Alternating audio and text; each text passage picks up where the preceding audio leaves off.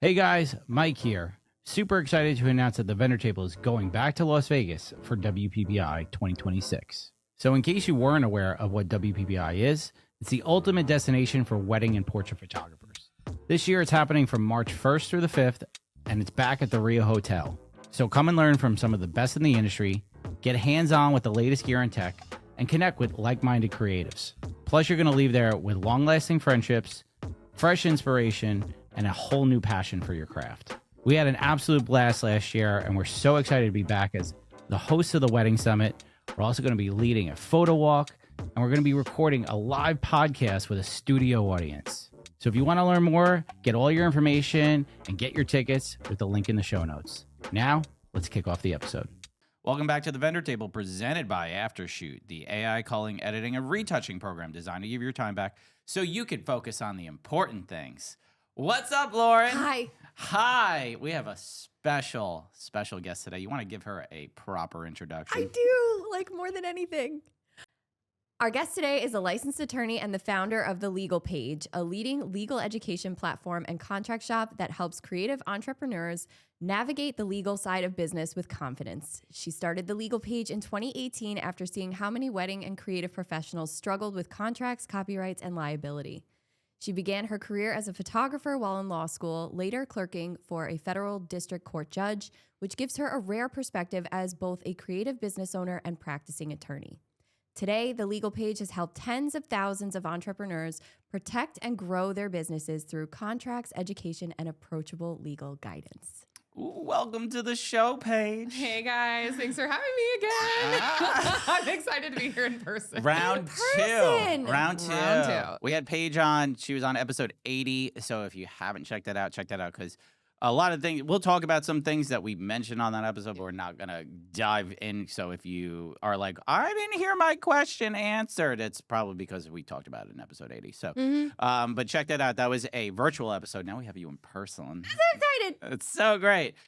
We met you in person at WPBI. Paige has been a long-time sponsor of the show. Actually, our longest tenured sponsor of the show. That's cool. Isn't that cool? That's great. And we met you at WPBI in person. We had a great time. Lawyers have great time. Lawyers know how to party. I'm just saying. Oh. I'm just saying. We had a good time in Vegas. It's nice to like officially meet in person. We kind of.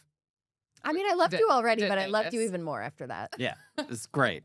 But no, so we're going to talk about legal side of the wedding industry. Obviously, we have a lawyer on the show to answer questions about legal shit. So we're going to talk about the legal side of the wedding industry. We have questions from listeners. We have some points that have been raised over the last, since you were on the show last year and a half. And yeah, and we're just going to have a combo about stuff. And About things. stuff and things, right? Yeah. So let's kick it off. Question 1. Okay. Why is the wedding industry uniquely risky from a legal standpoint? Well, I always tell people there's just high expectations, high stakes, and it's once in a lifetime events. So particularly weddings. Events, like if people are just doing regular events, sometimes those all happen biannually or annually. But a lot of times there's no do-overs, especially in the wedding industry. And so with that comes a lot of potentials. And if something were to go wrong, blame gets cast very fast. And you don't want to be on the wrong side of that. And the other thing that I have learned over the past decade, 15 years in this industry is that there's a lot of like newer business owners out there. So you never know truly unless you know the whole vendor team that you're working with. There's informal business practices going on at every single wedding and event that you're a part of. And so if you don't have all of your legal together, other people probably don't. And so, just things can arise where if you don't have the proper contract in place, if you're not prepared professionally, then I think clients are quick to jump to legal action, especially when things get really expensive on their end and there's no do-overs. You can't change what actually occurred. No going back. There is no do-overs. Yeah, that's the thing is like It's high stakes. Yeah. it's very. This industry is so high stakes. The one thing I see is like like a venue that has their stuff together usually leads the charge with things, whether that's like a COI, whether that's like, just requesting vendors insurance information, things like that. I feel like if a venue's not doing that, like then there's kind of red flags that raise at times. Like, is that like a tip you would give to like couples out there is like tell you, like get a COI from your vendors, regardless if you have a venue that requesting it or not? Like, is that like a big legal tip you would give? Because that's one that we see quite often. Yeah, I mean, getting a certificate of insurance from any vendor is a good idea just to make sure that they are properly insured. So if clients are really concerned about it, then I would say just request one. Then you know that they're operating a legitimate business and that they're properly insuring themselves on the back end so that you're protected and they're protected if something were to go wrong. And that's kind of what I meant by informal business practices. Lots of people are just starting out in the industry. And for like a lot of people listening, you are just probably getting started, or it's your first or second year of business, and you're going to run into things where you never know where liability is going to, what side it's going to go on. And you just don't want to be on the wrong side of that. So of course, like contracts, I always tell people first level of protection, second is going to be your insurance, and then third is going to be your business structure as a whole. And people don't really realize kind of I call it triangle of protection there. So making sure that you have your contracts secured is number one. Should couples get insurance, do you think? Like, for like... Yeah, they have event insurance. Do you think so? Yeah. Yeah. I mean, it just depends, like, your comfortability on spending a certain amount of money and potentials that could go wrong. And, your risk meter is going to change depending on where you're hosting the event. Is it outside, inside? Who are your players at hand? Wedding planners are going to love when I say this, but if a wedding planner is involved, usually the risk tolerance goes down quite a bit, which is nice. And then, wedding planners are really good at looking at contracts, making sure all of the vendors are legitimate. They're great to work with. So I would say, just to tag on to what you said, it's not only venues, but planners as well, kind of create a good cohesive vendor list. Oh, planners are going to love that one. Yeah. Yeah. They're going to be like, yeah. Yeah. If we clip that, that's going all over the place. Now, what's the biggest legal misconception wedding vendors have? Okay, so there's two here that I would like to say. The first one is we're all friends. And especially I feel like with photographers and videographers. I was a wedding photographer. And you want to become friends with your clients. And ultimately, I feel like at the end of the day, who is the vendor that they're going to remember in 5 years, in 10 years? The one that they spent the whole day with, which is your photographers and videographers, and sometimes like planners as well. But for the most part, they're going to remember your interactions with them. And you want to be friends with those people, at least during the contractual period and the day of. But we're all friends. Everything's going to be fine. Nothing's going to go wrong is not a way to run your business. And there's always going to be this situation where sorry, let me start over. Yeah. And truthfully, it just takes one hard situation for it to go from friends to this is just a business transaction really, really quickly. And so you just need to be ready for that. And yes, you can be friends with whom you're working with, but you also need to realize that you're a business owner. And if something were to go awry, and that's the podcast that we're recording right now, is like the what ifs. And you need to think about the what ifs as a business owner. And clients want you to think about the what ifs as a business owner because they're worried about it too. They're worried about making sure that they're going to get all the deliverables from you. So just make sure that that you are friendly, but that it's also a business transaction. Boundaries. Yeah, we'll talk about that in a little bit. And the other thing I was going to say as well is there's this big misconception that you can get like legal advice and contracts from anywhere. Online, Etsy, Google, friends in the industry, mentors in the industry, AI. And that's just a huge no, because I am not only seeing lots of bad legal advice being given online from keyboard warriors, but I'm also seeing just hallucinations from AI that are creating contracts that are absolutely not valid, and clauses in there that they want, like someone would want to put in there, but should not be in there whatsoever. You don't know how old your contract is if you're getting it online from who knows what source. And so is it even up to date? Have laws changed that would, tweak provisions in that clause?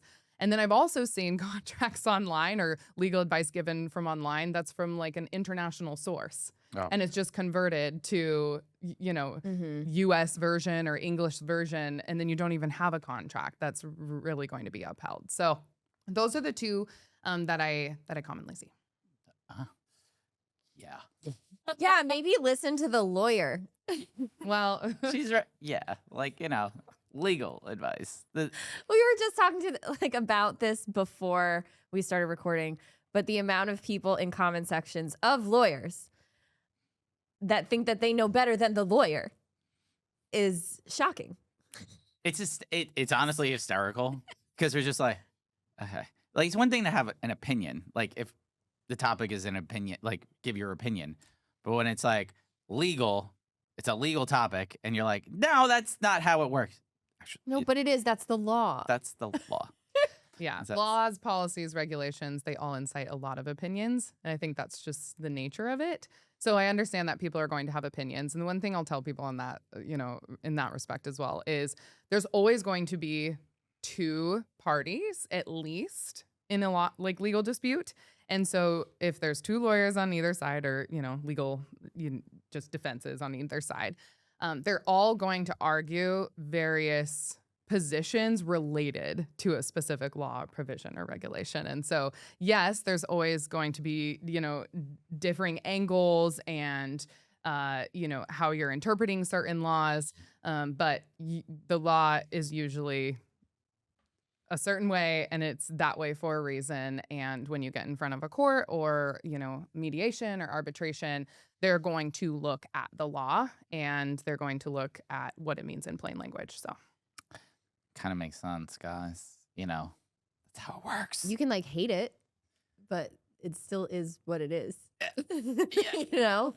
That's how it works. I don't know. But you can always change them. You could lobby if you want to. there you go. You could try. Right? Now, for vendors without contracts, what risk are they actually taking? Well, a lot. And I think it goes right back to what Lauren said on there's no boundaries. Mhm. The whole four corners of your document are there to have boundaries set in place for various certain things. And I see a lot no boundaries with scope creep. So depending on, how many hours of coverage you're going to be there, people can really take advantage of you there. Additional hours of coverage, adding on anything more, asking unlimited amounts of edits. I mean, the list goes really on and on for scope creep. The other thing is kind of getting walked all over for cancellations and reschedulings. Okay. We've all experienced that. Mm-hmm. I feel like all of us have experienced it at some point where we were just getting started Yep. in the industry and we think our contract was clear enough, but it really truly wasn't. Yeah. And yeah, that would be a big thing without it. Unlimited just refund demands in every capacity, Oh, yeah. full, partial, asking, getting an entire album and not Yeah. liking it for whatever reason, So chargeback requests. The list goes on. So a lot of a lot of this come up during the pandemic where it was Yep. hey, I want a refund because my wedding's not happening or I'm moving my date, and vendors were like, well, you can't move your date, and meanwhile in the contract it doesn't have any. Yeah. There's nothing legally binding to say they can't move the date. So yeah, I think the pandemic really had wedding vendors tie down their contracts really well, and that's I don't want to say right around the time you started 2018 was the Legal Page, but did you hit your stride in 2020 during the pandemic and stuff like that? Was that I did, just for the simple fact that everyone in the wedding and event industry all needed legal help all at the same time. Mhm. And not only did you realize as a business owner that your contract wasn't covering you or wasn't clear enough or didn't resolve the issue, I think everyone was just looking for a resolution. Everyone's contract said something different. Mhm. And then clients were interpreting the contracts Yeah. differently, and clients wanted it to benefit them and not. It's a business contract, so it should more heavily side to protect your business. Of course, I truly believe that contracts in the service-based industry need to be two-sided. So you need to have clients, responsibilities, and roles in there as well. So they feel like they have some rights under the contract. They're more likely to sign, and it's actually more likely to be held up in court if it's that way.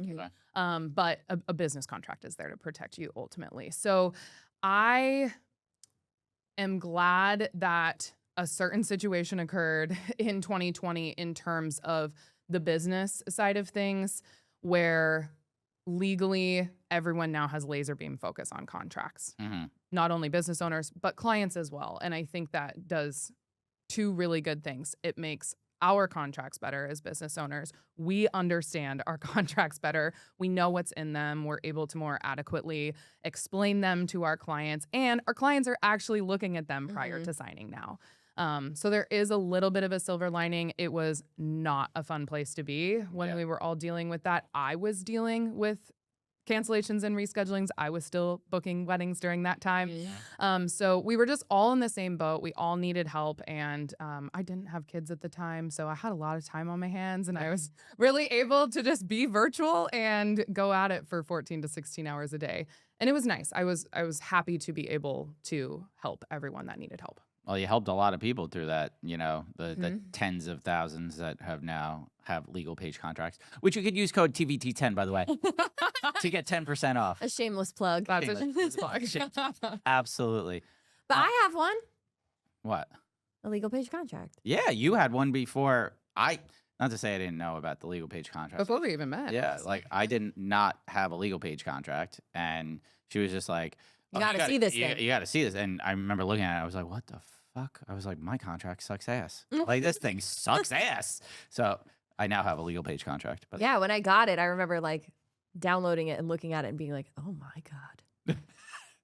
there's so much there. So protected right now. Yeah.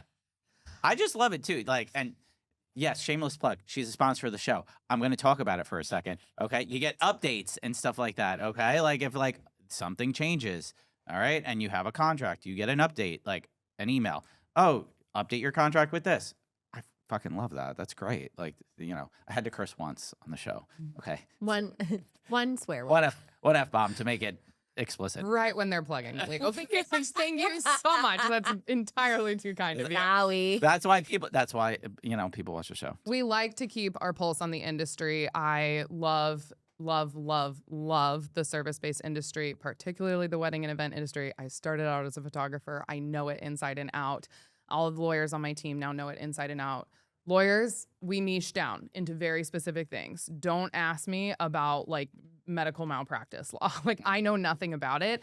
And it's really interesting where they tell you in law school, you're going to get asked legal questions day in and day out from here on out. I was like, oh, okay, yeah. And it's so true. But I always have to tell people, like, that's not my zone of expertise. And I have a referral for you. I know a lot of people that do that type of law. Yeah. So that is something in particular you always want to look for is a business lawyer, someone who has worked with small businesses. And if they've worked in the wedding and event industry, then you're in the right place. But to what you guys were also alluding to is updates. We're constantly updating our contracts just due to industry changes, laws changing, nuances that need to occur in contracts. If I have, 10 people messaging in that their client was, needed clarification on this issue, we'll make sure that we clarify that or help you better explain it prior to them signing. So yeah, there's a lot of things we do. We're always trying to help people out, not only with contracts, but understanding them and getting them delivered correctly and getting them signed correctly. Love that. So we're super excited to announce a partnership with Aftershoot. Aftershoot AI is designed to speed up and simplify every step of the process from importing, culling, editing, and exporting. Aftershoot truly changed the game for us as wedding photographers.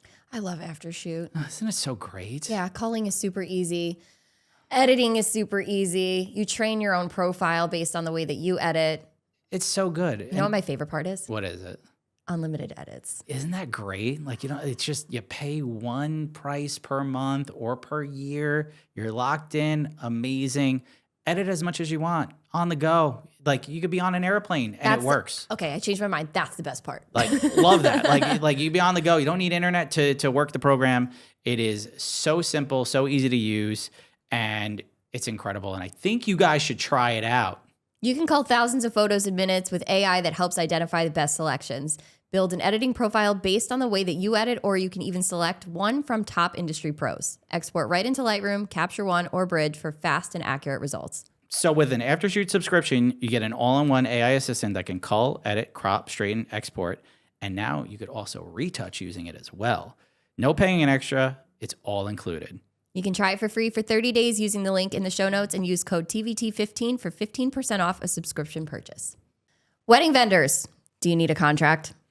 The Legal Paige is a legal education platform for small businesses and a contract template shop. They help you get legally legit in minutes. So we're super excited to partner with them. Lauren, I know you've been using them for a long time, and I started using them last year.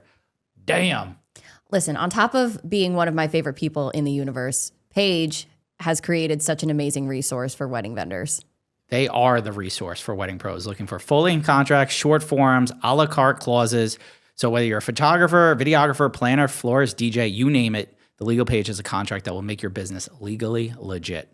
All contracts have been reviewed and critiqued by industry-leading professionals and come with free future updates made by the Legal Paige's legal team.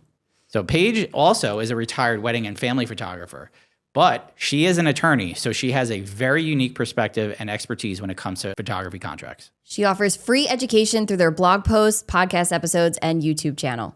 You know what's super cool about this, Lauren? What? We got a code, I love codes. right? So you could use code TVT10, and you know what that gets you? 10% off. Anything in the shop. So you want to get your business legally legit? Check out the Legal Paige. We just want to give a special shout out to Maru, one of our sponsors. Maru is a modern payment experience for the weddings and events industry. Maru has added some incredible new features, including the ability to send contracts, create itemized invoices, and our personal favorite, the ability to pay contractors. Love this. Yeah, like that makes me so happy to have a platform that if I need to pay like an associate or a second shooter, I'm paying them right through Maru. It just goes right to their bank account, makes things so nice and easy. It's also so neat and organized. Yes. You can find anything. Super organized. Like, I love it because I'm just like, hey, I got to print it out at the end of the year, send my accountant over for tax purposes and all that stuff. Perfect. It keeps things so nice and neat. Maru is a community of 10,000 plus wedding and event professionals, and it's growing. They offer seamless transactions and a hassle-free payment experience. They make it easy for you to focus on what you do best, creating memorable experiences. So we went over, but with Maru, you could create and share your contract, accept and make payments without processing fees, offer clients a simpler experience, no need to sign up, just pay and go, and pay your contractors, something we both love. So it also keeps all your payments neatly organized in the central hub. You could sign up for free at maru.us/TBT. So when should contracts become non-negotiable in a business? At the very beginning. You should not be taking payment from anyone until you have a contract that's going to be signed by you as the business owner. Don't forget to countersign your contracts, but always have the client or clients sign them first. That's a really good tip, little pro tip there. Because if they have any changes or they need clarification on something, or, they've heard something from a friend that experienced X at an event, they'll want to make sure that is detailed in your contract, and then you could change that, and then you guys can all sign afterwards. So there's a lot of shiny things in business. Yeah. Where you need it for marketing and advertising purposes, but what you need first and foremost is if there's any cha-ching moment, exchange of money, there also needs to be a signed contract. Mm-hmm. So just pay for it up front. I always tell people it's the gift that keeps on giving. Yeah. You got to buy it once and use it time and time and time again for all of your clients. I love that. Now, with weddings, 2 people involved, obviously married, both of them should sign the contract along with the business owner, right? Yes. Okay. I educate on this all the time because usually you are just communicating with one person primarily, but there are provisions in that contract that both parties and both spouses need to agree to. So just make sure, especially photographers, videographers, anyone with a model release, they need to both sign off on the model release and, who's getting the images, how the images are getting used. I know we're going to talk about that in a little bit, but that's some good foreshadowing for what's to come, you guys. There you go. There you go. Very important, because I didn't know about this until a couple of years ago. And I was like, oh shit. You're going to get flooded with a bunch of hate comments that are like, what are you, fucking idiot? Yeah. You didn't know that? Because listen, I'm like, oh, I hear something, and I'm like, okay, I should be doing that. I don't question the man and be like, oh no, you don't need to do that. Okay, you fuckers. Like that's like, gee, the lawyer said you should do that. I'm gonna listen. This is the whole reason that we're having Paige on the podcast, so That's- that people know in the future not Do you know how many to mess up. Do you know how many vendors probably like that are listening to this episode right now probably were not aware of that, and now that they are, they're gonna be like, oh shit. There's going to be a few things that we touch on that I'm sure people Yeah. will not know about. For weddings especially, always have both spouses Mhm. or soon to be spouses sign the contract. And then you as the business owner. Family photography gets a little bit different. Yeah. And that's where usually one Yeah. parent is just signing, one parent or legal guardian, and they can sign on behalf of themselves Yeah. and any of the minors present. And then usually there's what's called implied consent going on with the other Yeah. adult that's present, and they probably haven't signed. But you could get into a situation, I've had that conversation with Like, family photographers where they didn't sign off on it. Yeah. And so truthfully, legally speaking, you aren't covered there, Yeah. but 99% of the time you are okay because there is some implied consent going on. Gotcha. Okay. Yeah. Now, what clauses are absolutely essential in a wedding vendor contract? All wedding vendor contracts? Like, okay. yeah. Just as a whole. All right. I mean, like, what's like, Yeah. like, what's like, really, like, you should have it, like, regardless. All right. I'll use this as like a checklist opportunity for Alright. people. Get your contract out. Make sure you have Okay, that. there it is. Here it is. Number one is scope of work. What is your scope of work? What is the package they're agreeing to? That should really be at the top of your contract. So they know, okay, what are you delivering? What kind of services are you providing? What kind of coverage is going to be there? When is the start date? When is all of that? And then right underneath that, people want to know what they're paying you. So payment terms, and please go have a non-refundable, non-transferable retainer in that fee clause. So if you use the word deposit, I would change it to retainer now. It's going to serve you so much better moving forward, because deposits can oftentimes, under the law, deposit is based on landlord-tenant law. And if services aren't rendered, a lot of times deposits are refundable. But if you're expressly explaining in your fee clause that it's a non-refundable, non-transferable retainer, and then stating what that retainer is for booking your services, where you're crossing off that date on your calendar, there's an opportunity cost there for you. You're saying no to other potential clients inquiring, whether that's on that actual date, or for a lot of people, it's a date range where they're just blocking out the entire week or something along those lines. Then the retainer is non-refundable in those situations. But you have to we have nuanced and continually tweaked that fee and retainer clause so many times because I want it to just be better and better and better and better. So definitely look for that. Right underneath there, cancellation and rescheduling clauses. Those are probably the most underutilized clauses in your contract that you don't fall back on, and you tend to just side with what your clients want. But your contract is there for a reason, so make sure that you're enforcing those clauses. And then kind of the big ones that lots of people know about are force majeure clauses, limiting your liability, so limitation of liability clauses. In the middle of your contract, though, you're going to have all kinds of clauses pertaining to your services. And those are going to be unique and different to each vendor. And then you're going to have those clauses at the bottom that I just said, force majeure, limitation of liability, and a lot of other boilerplate general provisions that you'll commonly see in every type of vendor contract. But those are the big ones. The other thing is intellectual property clauses, if it applies to your business. Okay. And then usage rights, and those types of clauses will likely need to be in the majority of vendor contracts. It's a lot. You sound so smart. You're so smart. You really are. You're like so smart. We have smart people on the show. Remember that, guys. Another pro tip I always tell people, we have hundreds of contracts at thelegalpaige.com. So go to thelegalpaige.com. In the search bar, type in what you do, like your photographer or destination wedding or, wedding venue. Yeah. And your contract will pop up. And then I always tell people, go under the what's included tab. And I have a list So it's your checklist is ready Oh, for that's you. awesome. The actual list that specific contract, make sure you have those clauses in your contract. It's just a good like starting point. Yep. Where you're comparing and contrasting, is my contract good enough? Is there anything that I'm missing? And maybe you do just need to beef it up a little bit. Yeah, and when you buy it, you can use code TVT10 and get 10% off. 10% off anything in the shop. Legalpaige.com. There it is. Say. What? I'm very good at that. I'm just saying. It's a great plug. Great plug. Nice job, Mike. Thank you. We're at a lot of plugs at this point. Maybe not so many plugs. So tactful. The whole episode is a plug. There will probably be another and another. Yeah, but likely. Why don't you ask the next question, Lauren? Sure. How often should vendors update their contracts? Always try to at least once a year. There's usually a point in business, a lot of times in the US, it's sometime in the wintertime for the majority of the country where it's off season. So whatever your off season is, and you're kind of looking at the back end of your business, you're updating workflows and systems, don't forget about your contracts. So at least once a year, if not twice a year. Lots of times there'll be client things that pop up that you'll forget about.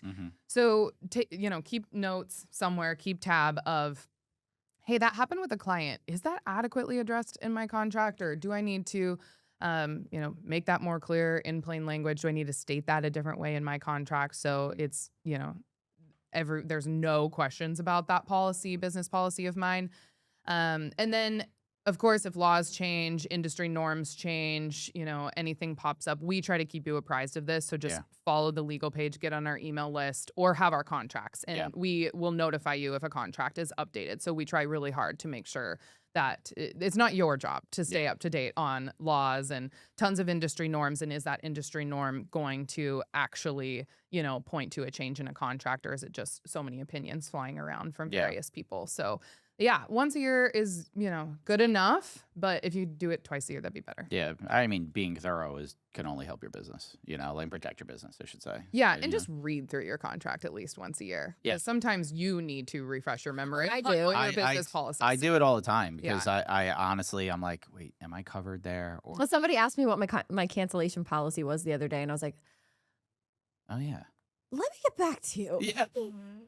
Yeah, I just pull up like a proposal. Like I'll have couples ask me like certain things. I actually, we talked about it on an episode, but I had a couple this past year that they questioned like every line in the contract essentially and wanted to change the contract. And they were communicating through a planner.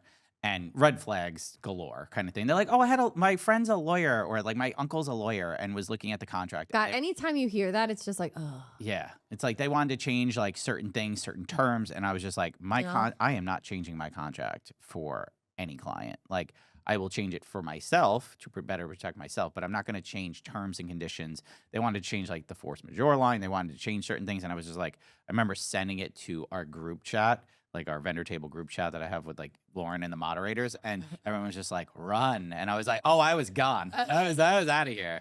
But yeah, like I'm sure you see that. I'm sure like people email you and stuff like that where it's just like, yeah, lawyers trying to change the contract and stuff like that. Is that like, do you get those? Yeah, they can't help themselves. Yeah. We always want like the upper hand. We always want to show our friends if they're asking us for legal advice that we know what we're talking about. So like, I'm going to redline this, contract left and right.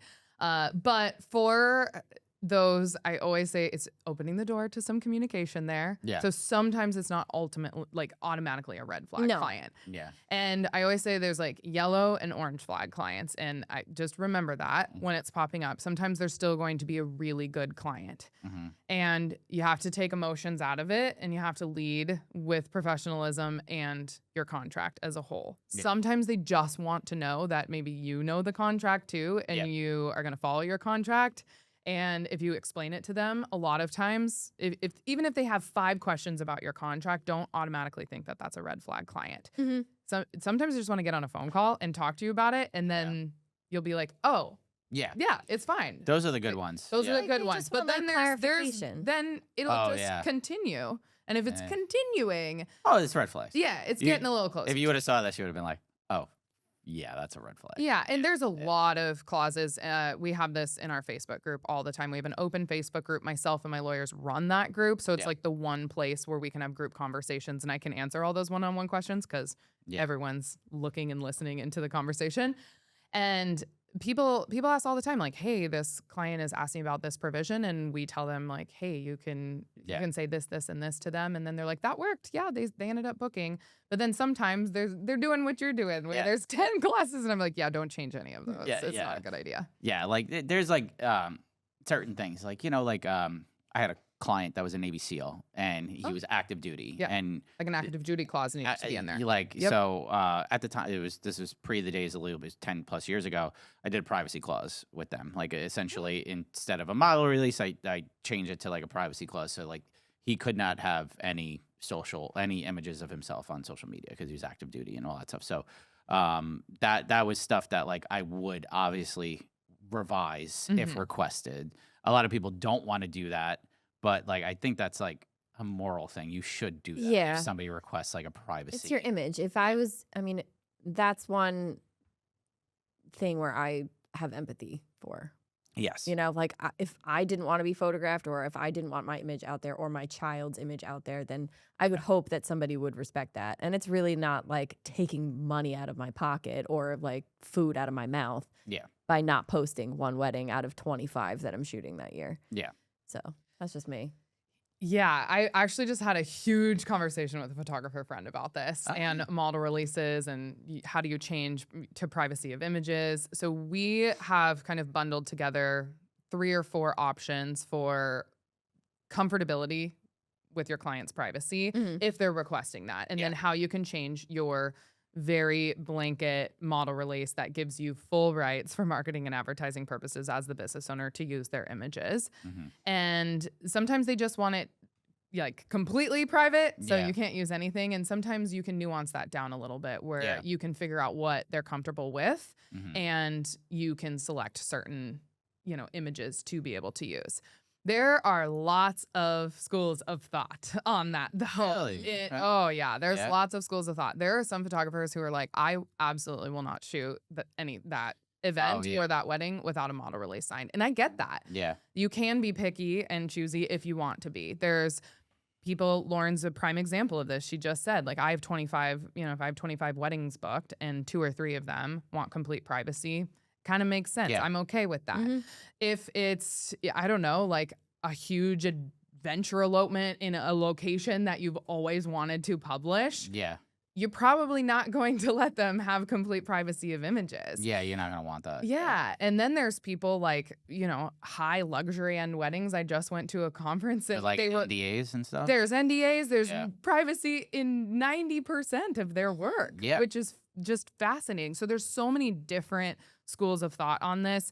And then Lauren briefly also got into family photography and just when minors are present in general. There's a lot of privacy concerns going on right now, especially with AI and particularly with minors. And I fall into that boat too. I'm sure both of you do. Like I don't want my kids' faces out there. I don't show my kids on the internet. Yeah. Well, especially in like images that can be kind of distributed to anyone and everyone. Like I wouldn't have the right to do that because they own the copyrights to those photos and I just have a personal license to use. So I understand where everyone's coming from. Lots of photographers who are just starting out though, like they really need a full model release. Like they're trying to showcase all of their work. And I would hate to go back to a place where this is where the conversation ended with my friend who was a photographer, as we were like, can you imagine if then everyone wanted privacy of images and no one was allowing you to use them? What, are we all going back to styled shoots now? Yeah. Like to show that we can actually photograph something?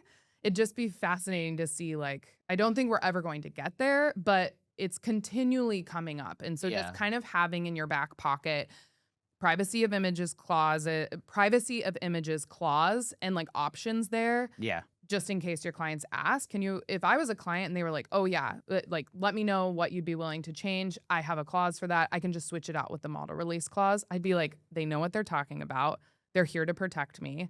And like, I'm happily going to sign that and work with them. You have a privacy of images clause, right? Like, Yeah, Yes. it's like a bundle of clauses, Yeah. and it's just good to have in your back. that's what pocket. I thought so. I haven't had to use that in a long time. So it's like It's just more prevalent. it is. It's I think also, like you mentioned, like as you get to the upper tiers, like luxury, ultra luxury, Yeah. things like where NDAs are present. Like I'm sure, like people who shoot celebrities, like they don't want all the images from a celebrity wedding gallery to be released. I'm sure they just say, like for instance, like who just got married? Demi Lovato, for instance, like okay, got married. I'm sure she gave permission for certain images to get released. Like her team had to view those images and stuff like that. So that's where you're gonna see these like more than anything else. But yeah, I think a lot of photographers out there aren't aware of this, or they're just like, oh, I'm just gonna post whatever I want. But I think also have some consideration for people, like personally, I do family, I take family photos. I have model releases in the contracts that say but I still text my clients and are like, are you okay if I post these five images? Because I just want to make sure they're still, even though they signed the contract, I just want to make sure they're okay with me posting their children on the internet. Yeah. And that's just me, like being a business owner and stuff like that. And all the time they say, yes, absolutely, no problem. But like, you just never know, like I don't want my kids on the internet. Like, and I tell my family photographer like all the time, like if you post, like, can you just post like us from a distance or something like that, kind of thing where you can't really see faces. People are weird. That's all, like it's a little weird. Weird's a word for it. Yeah, weird is a word for it. Okay, so next question is a kind of one that came up over the last like few weeks. I saw a TikTok about this, and I was just like, "It's a great question for Paige." Or the one you sent me. Yeah. Yeah. So what we've been seeing is small businesses are getting sued for not having their websites ADA compliant. Can you talk about this a little bit? What does this mean? Yeah, there was a viral post that went around. I think everyone is like, okay, and like their risk tolerance is high enough to like not deal. You can't deal with everything. You can't be 100% compliant. No business that has a huge legal department, corporations are constantly not 100% legal. So you're just always striving to be better and better and better on the legal side of running your business. So, yesterday you might be 40% legal and today you're 55, and that's great. So I always tell people it's all about due diligence and just educating yourself and having more knowledge on certain subjects. This is one of those. The viral post went viral because people didn't know what they didn't know. And it was a small business owner who was holding her kid and just hanging out with her kid, and then she got served. So knock knock came on her door and she got served papers for her website not being ADA compliant. So the Americans with Disability Act, lots of people just know that it applies to physical spaces. So like public, in-person physical spaces, we're all really aware of like accessibility at locations like that.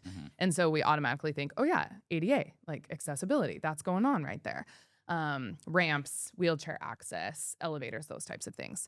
But it can also apply to websites and where your online business presence is. So where is your storefront online? If it can now be considered a place of public accommodation. And that's so first and foremost, it has to be a place of public accommodation. Lots of us have private businesses, and it will likely stop there. It is not a place of public accommodation. But now they are cracking down on this, and they're really trying to enforce the ADA on website compliance due to everything went online. And so everything since 2020 has now gone online, and now it's taken 5 to 6 years to catch up in terms of compliance. So then it alerted people to, oh my gosh, I haven't even checked that on my website. Yeah. So always, number one, does that law fall under, like, do you have to comply with that law? Are you going to be regulated in that? Even if you're not, though, it's really good to have an accessible website, at least the basics.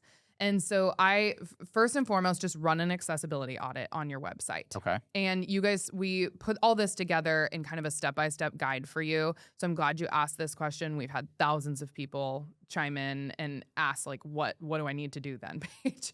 So go to thelegalpage.com/ADA, and we will make sure you get this checklist. Step 1, accessibility audit. So there's a couple really good sources online that can run that audit for you. You could also get an accessibility expert if you wanted as well. And they will kind of tell you, all right, just fix these few things. The biggest things that I see are no alt text on images. Okay. That's a big one. Not having good enough color contrast throughout your website. So that cream or light tan font on top of a white background is not going to work for accessibility purposes. Like, people need to be able to read. And then keyboard navigation as well. So making sure that buttons are not only clickable with a mouse, but they're also clickable with keyboard navigation. So can you go through your website with just a keyboard and arrows and click shift and enter in all of that? Okay. And then H1s. Lots of us have this figured out for SEO purposes, which is great. It kind of is, it's serving two purposes here. It's doing what it needs to do for SEO, but it's also really helpful for accessibility, because if you have proper headings and you're tagging them correctly, then these, accessibility platforms that are assisting people, so these assistive technologies, they're using those to be able to read and navigate your website for people. Those are the biggest things. If you have videos on your website, closed captioning is also very, very helpful for people, and making sure that it's, aligned with the voice as a whole. And so there, it's just making, and that's so easy to do now. Yeah. There's so many ways to just. If it's a YouTube link, you could CC automatically. Yep, you can CC automatically, but I still see them like it's not up. And so you just want to be careful of that. And this is just for your website. So don't think that this doesn't apply to social media. Yeah. So I've had that question pop up in my inbox. I was curious if that had to apply to like the social media of the business as well. So it doesn't, though. Like, I mean, like it's best practice, right? Yeah. We always just want to be better and continue to try to be as accessible as possible for everyone. Now they're kind of saying that the ADA does apply to websites where you can't, like, the public could access it if the public can purchase things on. So a good or service, does it apply to both goods and services if you could purchase? If you could purchase right there, right? It's kind of like, is there a barrier to get the services, rendered if they have to contact you? And then you're probably not falling under this. Okay. But like I said, it's just best practice to have a good enough accessible website. So that's the big thing. The other thing that we decided to do was update our website terms and conditions and put in like an accessibility statement. So you're making good faith efforts towards accessibility. And if people needed to contact you, like something on your website wasn't accessible, they couldn't do that, then they would have a proper contact, and you have an actual email there where they can reach you at. That's always good. Okay. So you could add a clause like that in your website terms and conditions at the bottom footer, because people know where to find those. That's awesome. This is great info, because I think a lot of people saw that viral clip and they were like, oh shit. Like I showed I was updating my website. Yeah. And people were like, you should make it ADA compliant. And I was just like, yeah, I saw that. And I was just like, it's perfect you were coming on the show. Because I was just like, I don't even know what that is. I didn't look into it, but I was just like, okay, little scary time for. There are definitely a lot of us who are like, what? Yeah. Yeah. And there's a lot of assumptions that our website designers are doing this for us. Our platform is doing it for us. And they will hopefully get you a little bit of the way there, more than you would if you were just doing it yourself. Yeah. But you're not a government website. You're not going to be 100% ADA compliant. Yeah. But just try your best, and it's good for everyone to make sure that your website can be read and used by everyone. A lot of platforms are like that host the websites that you design websites on have ADA like tools. Like I know Pixie Set does, for instance. Like you can scroll a website with arrows. You can search the website. Like if you know how to use a keyboard to functionally search your website and all that stuff, you can do it. I have done that. So like I know that works. So that's the thing. And it's like, this was an important topic we wanted to talk to you about, because it's obviously a very new topic as well. And we're seeing that a lot. Now, are there any other website issues coming up for small businesses right now that you have noticed? Yeah, for whatever reason, there's just some plaintiff lawyers that are going crazy and suing a bunch of small business owners. Oh. And it's so that's why it was at the forefront of all of our minds, was because things go viral. You're not worried about it until someone else gets sued and you're like, oh, that could be me. Yeah. So that's what happened with the ADA compliance, and that's what's happening with this next thing, which is cookie pop-ups on your website. So cookie pop-ups need to occur if you are tracking any cookies on your website. And it's no longer just with the GDPR. If you have Europeans like hitting your website and using your website, then the GDPR applies. You absolutely need a cookie pop-up. But now there's just stricter laws across the country. In California, Connecticut, I think Colorado, Vermont, I could be wrong here, but definitely California. And then it's the trickle-down effect to other states that everybody knows this with privacy concerns. And if you're using, Metapixels, Google Analytics, any tracking technologies, heat maps on your website, anything along those lines, you need a cookie pop-up. And that's just an embed form, right? We all see it. The reason we're encountering it more and more and more is because there's lawsuits happening right now. Yeah. So then businesses are like, I have to have one. And these plaintiffs firms are just kind of going crazy and suing people under like wiretapping laws in California or something along those lines. So they're getting a little sue happy. I know that the California Senate is aware of this. They're probably going to create exemptions under these laws because lawyers are getting really particular and finding loopholes in order to sue. But just, you don't want to get stuck. And I had someone come to me with a $25,000 lawsuit, and they were like, I mean, at least one, I have insurance that will cover my legal fees for this. Another good reason to get insurance. And two, I can't imagine if I was like a brand new business owner and got hit with this. At least I've been in business for a while. I know how to fight this. I have the means to fight it, the wherewithal, emotional stability to fight it, and, money to fight it ultimately. So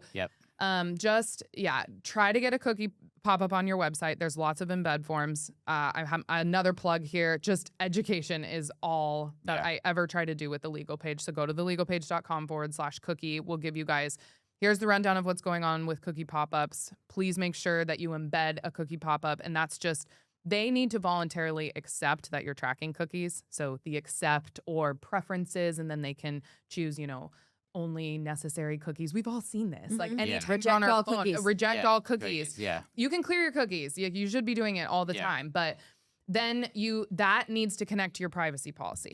Yeah. And that is a big one, is people are not having privacy policies on their website. So you can't just have a cookie pop up. It needs to lead to, okay, what are you doing with my private information? How are you utilizing this cookie? These cookies selling, and these selling my email to a list. To a third party. Yeah, those types of things.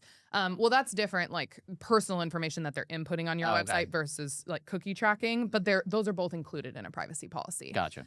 So if you're also like taking, if you have an email list pop up, if you are, here's a free download for a potential client so they can kind of get to know you, then you absolutely need a privacy policy. It's legally required.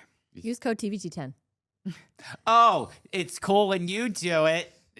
Wow. But a website, I didn't say it wasn't cool. Yeah. I just said it was a shameless plug. A website terms and conditions and privacy policy, it's usually bundled together. You should get it from a lawyer because they're updated a lot. We actually just updated ours with new SMS laws that came out of Texas and the federal courts there. So definitely get a bundle like that from a respected lawyer. And then you want to have 2 pages on your website. So don't combine them. In the bottom footer, you know how it always says like terms and conditions and then privacy policy. So you'll link to those 2 at various points, on your website and your workflow and processes, but they need to be 2 separate pages, but they go together and they link to each other as well. I'm going to go home and copy and paste I'm it. double checking all this shit when I go home. Okay. This is great. I feel like I have a lot of things I need to do. Yes. Same. Great time to do it though. It's slow season. I think we might have to move on to listener questions. We got there's one question I do want to ask because it's very important. Okay. Like a lot of we've talked about this in episode 80, things like that, but it's important because it's popping up again more and more. Yeah. Things like that. Who legally owns the wedding photos by default? The photographer owns the wedding photos by default if they are composing the shot and clicking the shutter, whether it's going to film or, a digital media. So you own the copyright rights, and by a client paying you, that does not automatically mean that you're transferring any copyright ownership. Usually they're getting a personal license to use, which means they do not have the rights to give away photos to any vendor for commercial use without your agreeance to that. And all you really need to know here is you just need a non-exclusive licensing agreement or really comprehensive email that you're sending to vendors on how they can use the images that you're sending to them. And hopefully you are sending some images to vendors. I did when I was a wedding photographer. I would love to hear your guys' thoughts. I don't know why people are getting so so weird. It's free marketing. Like it's the biggest, tightest grip on their photos. I understand in some situations that it just may not make sense for you to give away everything and everything to every vendor. Make a vendor gallery. That's like what I do. But a vendor gallery, I feel like it's commonplace. I had someone in a DM or like in a comment be like, I don't understand why this is such an issue in the US. Like this is not an issue over here in Europe, or I think they were in the UK or something like that. And they were just like, we all just kind of play nice in the sandbox over here. But it is an issue. It's definitely come up with venues. Yeah. Because there's some invalid clause that's going around in venue contracts that say, clients, you have to give us all of the professional images. But clients don't have that right to give. Yeah. They have a personal license to use, at least they should, in your contract. And then they just need to come to you. And then the photographer can make the decision. And usually that's all it takes.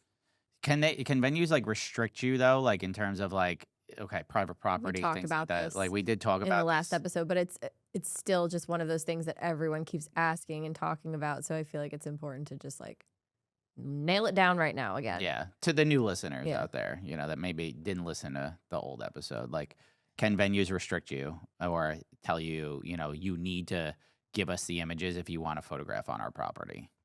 They can. There are like private property concerns there, but do private property laws trump copyright laws? The answer is no. You both have rights in that respect. And this can go a lot of different ways here. And what I will tell people is just communicate. I feel like it's just a communication error that's going on between photographers and venues, and just coming to a resolution that's mutually beneficial for everyone will serve you really well moving forward. And sometimes it's just like wedding planners are the ones coming to photographers, like the venue is making you sign this, and then there's just some education that needs to be involved there.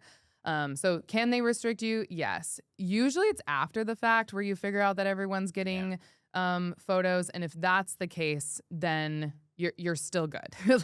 You're in a good spot because you still own those rights. Well, you're not good because everyone has your images without your consent, but you're good in terms of your copyright rights, and you haven't signed any licenses that will allow them to do that. So then you can kind of put it into the confines of some type of licensing agreement. But the answer is no, and it doesn't trump copyright rights. You both have rights there. But for the most part, we're back to kind of implied consent, where they're opening up their private property to host this wedding and event. They're knowing that there's going to probably be a photographer and videographer there. So kind of a lot of times private property rights aren't, it's not as strong of a legal defense as they think it's going to be. There you go. There you have it. It was very we touched on this. We talked about this previously. We had a clip about it. Yeah. But a lot of new listeners out there, so we wanted to just clear that up. Now, we're going to go into some listener questions because we got a few of those, and they're good questions too. So, Lauren, why don't you kick it off with the first? Sure.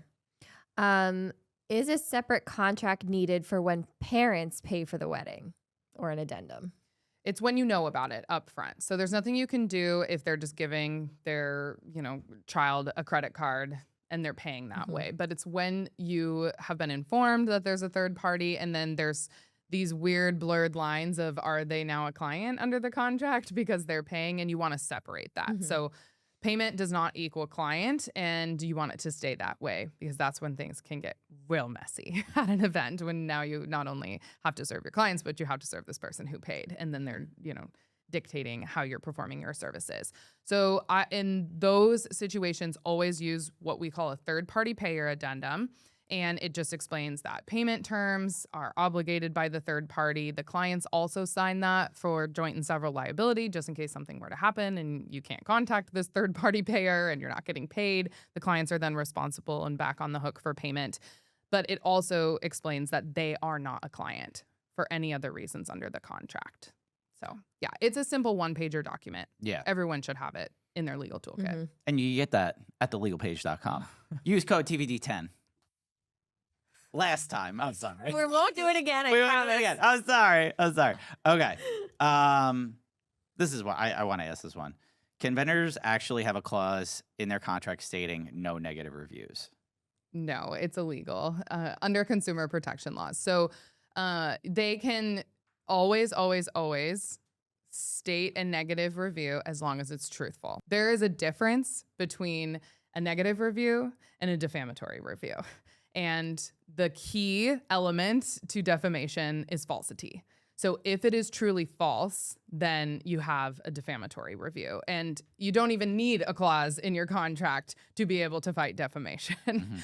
But you can't put a gag order on people and tell people that they can't write a review that is their experience and maybe it was negative. They can write that if they want to. It's not illegal for them to post that type of thing. Yeah. And it's kind of the nature of business right now is there are people out there who are just writing all kinds of reviews and getting people to write bad reviews. And that, you know, when it sides more to it's false, not only is it entirely untrue, like you're starting to hit all the elements of defamation there. So yeah, I don't have that clause in your contract. It serves no purpose whatsoever, but respond to people in a professional, kind, non-emotional way, lead with facts, and people can see through that. Yeah. I love it when businesses respond to people and I'm getting both sides of it and I can read through the lines as a prospective customer or client and be like, oh, okay. That's a legitimate business. They're like responding appropriately. And now I can see what actually happened. And Yeah. usually it's just high emotions and you can see that Yeah, with a review and a response. definitely. Cool. We'll go into this one. Does a client have to sign a cancellation contract?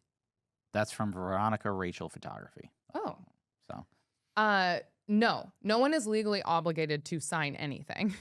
But one, you need a cancellation clause in your contract. People get kind of tripped up here. So a cancellation clause in your contract isn't like, okay, when a cancellation occurs, that's it, right? Like we're completely terminated here. It's just stating your business policies in your contract. So you could go back to the cancellation clause and say, okay, the business is allowing me, if I notify within 60 days, then I don't have to pay anything else under the contract. I'm notifying in time.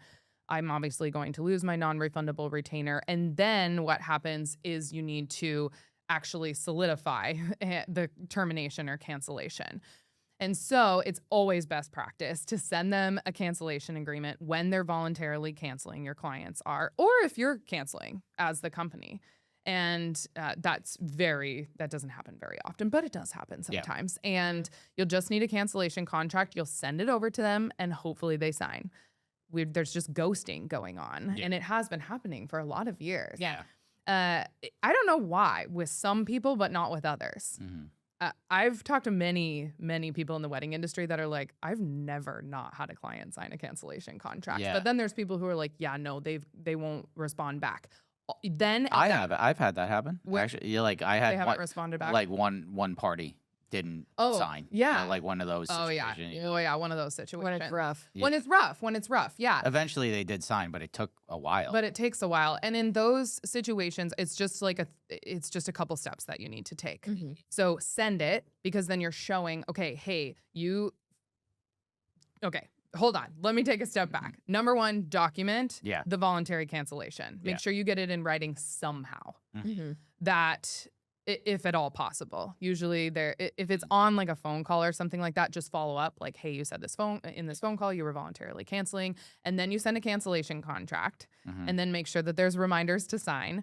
And then you just want to send like 2 follow-up emails that are saying, hey, I've sent this out. You Yep. said you were voluntarily canceling. Do that one more time. And then at the last one, you can unilaterally cancel the contract. Okay. Because technically you're not unilaterally canceling at this point. There's Yeah. been a request to cancel, and now you're formalizing Mhm. that cancellation. Makes sense. And in that email, you're really just stating what your cancellation contract says, that you're released from all obligations. So you're not going to like show up that day, Mhm. and you're going to open your books for someone else, and they aren't going to get any money back, and you're just kind of ending the relationship and kind of tying it up with a bow there.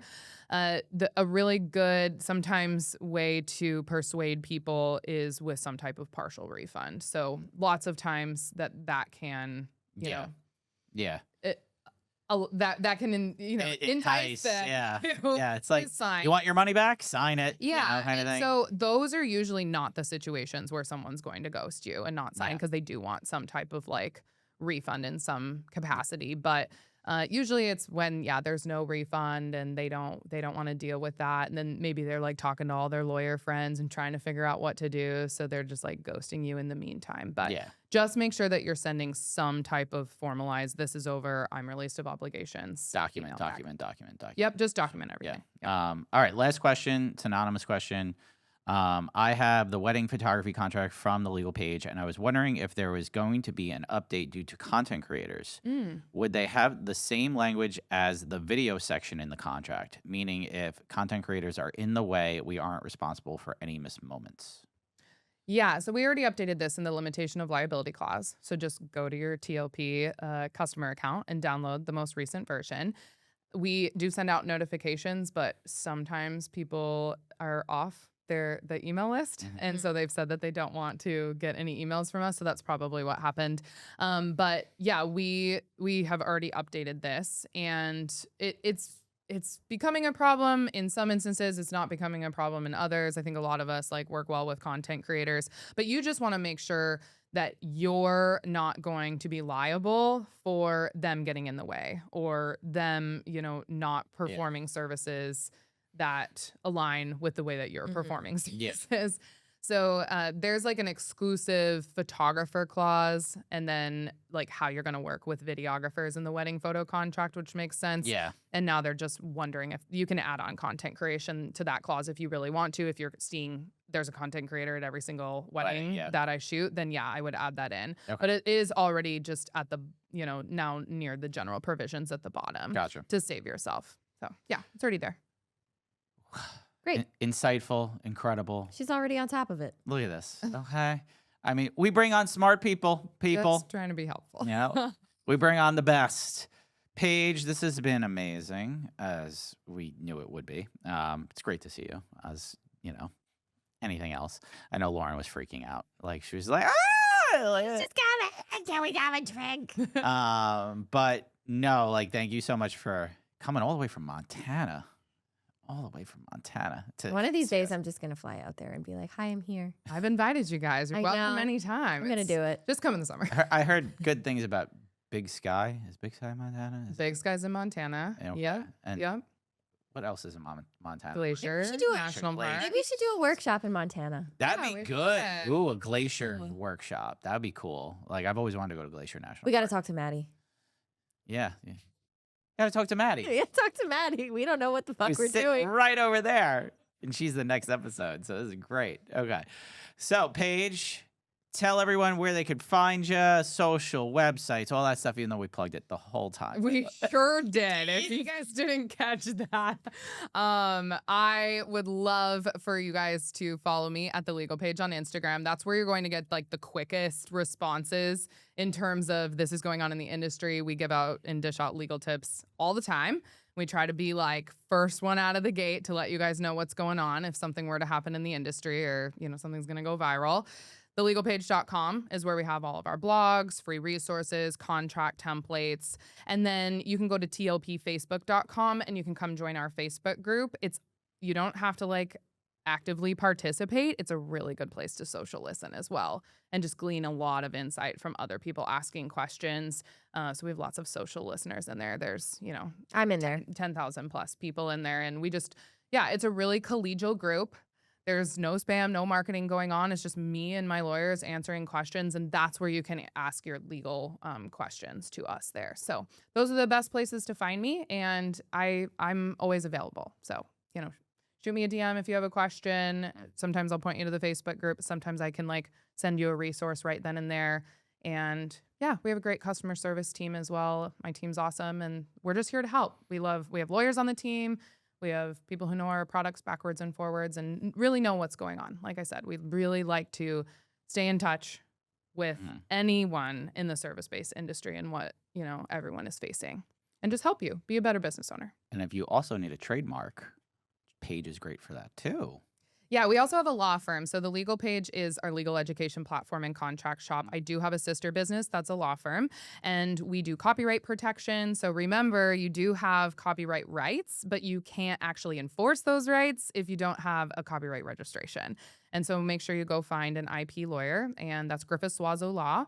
We'll make sure you guys have a link to it. And Link always in the bio, by the way. It's in every episode. Oh, nice. So if you need any help with trademarking, so that's brand protection or copyright protection, like some of the things we talked about in today's episode, I would be happy to talk with you, or my legal partners would be happy to talk with you as well. Love it. All right, Lauren, where could they find you? You can find me at LaurenO'BrienPhoto.com and Lauren O'Brien Photo and the Feral Photog on Instagram and TikTok. Mike, where can they find you? At Michael Casara Photo on Instagram, TikTok, as well as my website. And you can find us at the Vendor Table Pod on Instagram, TikTok, YouTube, as well as our Facebook group. Guys, it's been fun. Catch you next time. Okay, bye. Bye.